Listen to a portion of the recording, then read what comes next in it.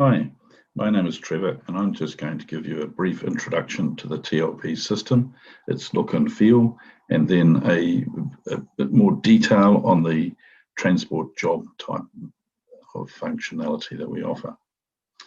Once you've logged in on any browser, you'll see a menu similar to this. The options that are down the side will be dependent upon your requirements and your licensing, but you can see that we've got transport management, we have a container yard storage application, we have a third-party warehouse management system, the full financial management application, resource management system, fleet management offering workshop and fleet analytics, a comprehensive contract management system offering contract planning as well as costing and accounting, and we include a CRM and sales management system. The client system also comes with portals, client portals, transport and warehouse, and a subcontractor desktop for your subcontractors so they can record details such as proof of delivery and so on. Going back to the top under transport management, we'll just have a brief look at some of the screens here and talk about some of the things you can do. The menu breaks down into operations in various areas, general for most types of freight, and FCL, which is really specifically for the container carriers, the wharf cartage guys. Management reporting is just what it says, reporting on various aspects of the transport operation. Mobility is about setting up the interfacing for the Toby Mobility Suite, which is described elsewhere. Job accounting is all about the numbers. Scheduling is all about repetitive work that you want it to be created automatically, such as daily manifests or daily pickup jobs and so on. We'll just go into the operations general and we'll look at a job processing desktop. The other functions that we have down here are various types of dispatch that we can look at if we have time. The desktop is a group of different views of data. So in this instance, we have job entry, we have manifesting, and we have various other applications along here. I can create more real estate for me by clicking on this button here, which shrinks the menu and gives me more room to have a look at things. Up here, we have a whole lot of filters, which are search filters, which describe the data that we want. And what I'm looking at is jobs for Auckland Depot, and they're all on the 4th of January is when they were booked. So, and I have a list of jobs down here. If I'm happy with the filters, I can shrink those filters. Once again, giving me more room, real estate to have a look at. What I'll do is enter a job and we'll describe the process and what's happened afterwards. So we're just adding new and it opens up a screen. All of these screens are configurable for your purposes. So what you're seeing here is really just a standard that we present. It is not necessarily the one you're going to use. So we're entering a customer code. It's brought back some information from the customer and populated that. Then we're doing the type of service. So this is a general freight job. PLD means there's going to be 3 components to it, a pickup and a line haul delivery. We have references over here we can enter if we wish, such as the consignment note number. We can have addresses, we can set up addresses for our clients. So this is Ardu's client's address list. Alternatively, we can just key in and we use look ahead to find the data we want. You'll notice over here it's brought in details about the site from those addresses for us. Then we can enter the items to be carried. So these can be client specific or general items. In this case, we're just going to do 3 pallets. And that's the operations finished. We just save it. So the entry can be quite quick, quite simple. So let's go back into our job 3415 and see what's happened automatically. As the system is a little bit like a duck, it looks serene on the surface, but there's a lot happening underneath the surface. First off, if we look down the bottom, we see that there is a price appeared against that item. So where did that price come from? If you look at the pricing tab, we can find out. TLP prices jobs every time they are saved. You can also force price them using the rating button down the bottom. So every time there is a change to any characteristic of that job, the system will reprice it. This means there is no need for you to have any big, long, time-consuming rating runs at weekly or monthly, and there's no big hold-ups to your invoicing run. You can, in fact, quite easily invoice each day for the previous day and have those emailed off to clients on a daily basis. But here we see the job has been rated. It's got some pallet breaks. It's priced 3 pallets at $40. It's also picked up that it'll be going down the Waikato Expressway. And so it's put in a toll fee of $1.50 a pallet. It's charged. And then it's done a fuel adjustment, 8% for that, giving our total account of $134.10. The other things that it's done, it's created some actions. Actions are the various movements that are going to be taken to fulfill that job. In this instance, there is going to be a pickup. There's going to be a line haul movement going to the next centre, and then from that centre, there's going to be a delivery. The pickup is going from the collection point through to the Auckland depot, and then the line haul's Auckland depot to Hamilton, and then the Hamilton depot is going to do the delivery out to Cambridge. If we look over here, we see some buttons telling us the status. One of those buttons is allocated, and we can see that the first line of pickup has been allocated automatically. The second line of line haul has also been allocated automatically, but the last line of delivery has not been, so that must be allocated manually. What this means is that the system has found a truck that is going to be able to do that job.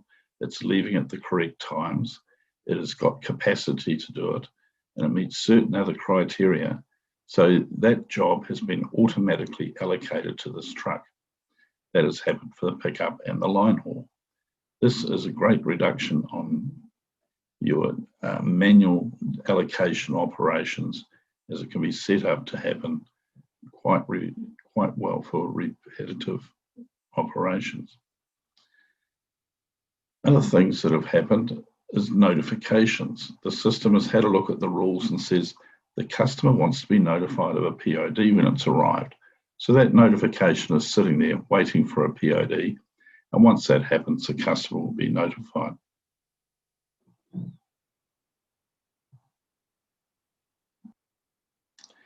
Now let's look at the other main component of the transport operation, which is the manifests. All jobs consist of actions which must be allocated to manifests or run sheets. In this example over here, our search shows that we've got manifests for today's date. We've got 3 of them. The 2 that we're interested in are 1734 and 1735. You notice they're coloured white. That means they have not been dispatched yet. If we go into a manifest, we can see we've got certain header information up here relating to the driver and the various items of equipment that are being used. And then down here, we have movements. A manifest consists of one or more movements. In this instance, the movement is only one. It's a pickup movement because that's all the pickup truck is doing. It could be classified more as a metro truck and doing pickup and delivery movements if you wish, in which case you'd have one movement for pickups and one movement for deliveries, and you'll be able to see how you're tracking on both of those. By drilling down here, we can see what jobs have been allocated to that movement. In this instance, we've just got our job 3415 that we allocated just previously, and that's our 3 pallets need to be picked up, and they're going to be on-forwarded to Cambridge. You'll notice the price of $22.50 here is a lot less than the price of over $100 that was initially calculated for the job. That is because we have price allocation rules that decide how much shall be allocated for every element of the trip. So we split that revenue up to reward the various trucks that are involved with the carrying out of that job. The next manifest is the line haul one. If we look into that, we'll see a difference. The difference here is we've got two movements.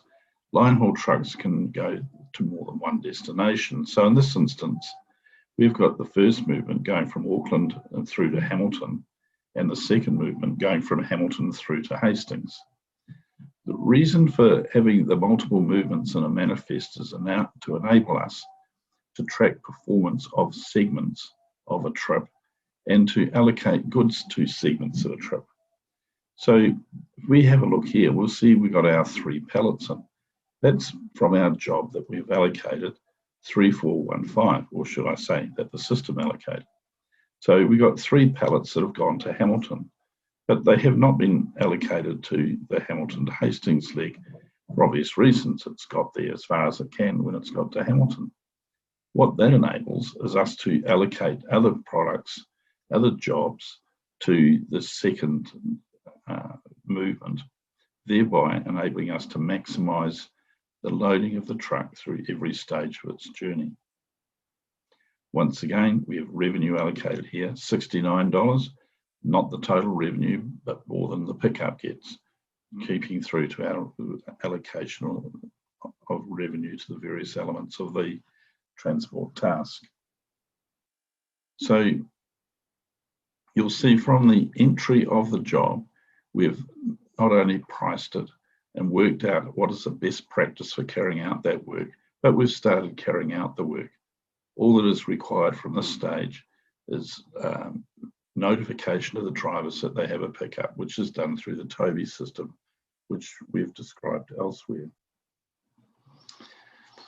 But if you did not have the system automatically allocating work to trucks, how does this process get carried out?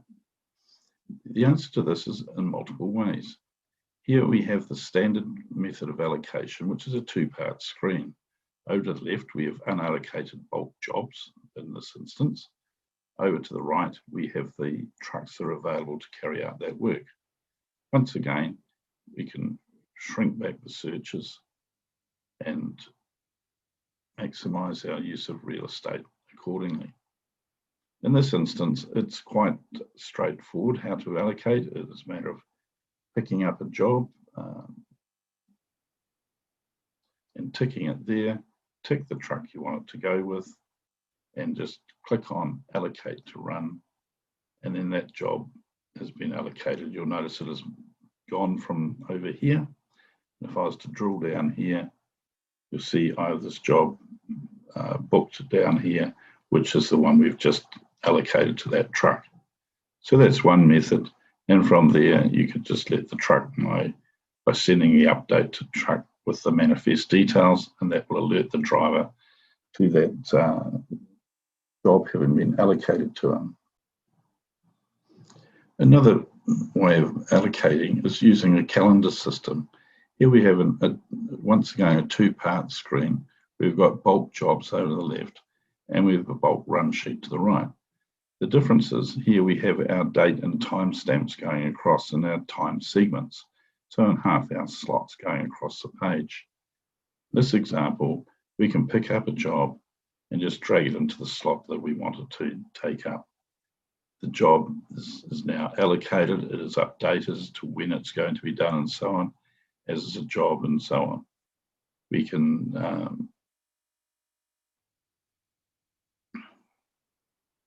then click on the job, we can view it, we can send it to the truck, we can remove it, we can print a manifest, whatever. So this is a functionality that's great for companies where it's time critical work, such as hire work and some of the bulk jobs, where it's easy to see what's happening when, and as the jobs will progress, they will change color, and you can use it as a desktop dashboard to inform you on how the fleet's going and how work is progressing for the day. The calendar view is an example that there is multiple ways of looking at data, and graphical ways is quite important. Here we have another example of that, where we have a manifest screen to show vehicle locations. So once again, we have our search, which is limited to today, and our 3 trucks that are there. We can pick on these. We also have a map view to display where they are. So I shrink that. So we can see our fast truck with Gutsy is located there in the Rosedale area of Auckland. Another type of graphical view can be seen here on a sales inquiry. We have a normal grid view, but we can also have a graph view. Picking on this example, it lets us see sales by week, which is a little bit variable, as you can see from our data, but as a quick glimpse as to how sales are progressing in this example. Similar thing on receipting, and you can see how the money's tracking and coming in for you. And then, of course, we can have reporting and graphical views of reporting. So, for example, here we can pick on a management reporting. On the management reporting menu, we could look at manifests, and we could go back a few months to get some figures. And we have a list of manifests. We can pick on a graph view there, and in this instance, it's showing us revenue per truck over that period of time. So this truck is obviously outperforming the rest by a long way. Then we can look at reporting using graphs. So we could look at truck profitability summary as an example.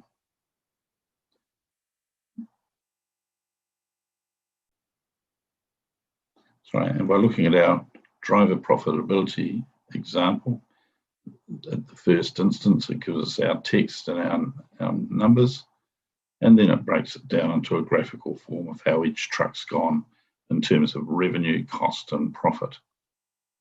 Once again, we have a standout driver. So that's a brief introduction to the TLP jobbing system and TLP in general. There is a lot more to it, but in this instance, we hope you've gained an insight of what can be done, what the system looks like, and from there, if you wish to find out more, please don't hesitate to get in touch with us.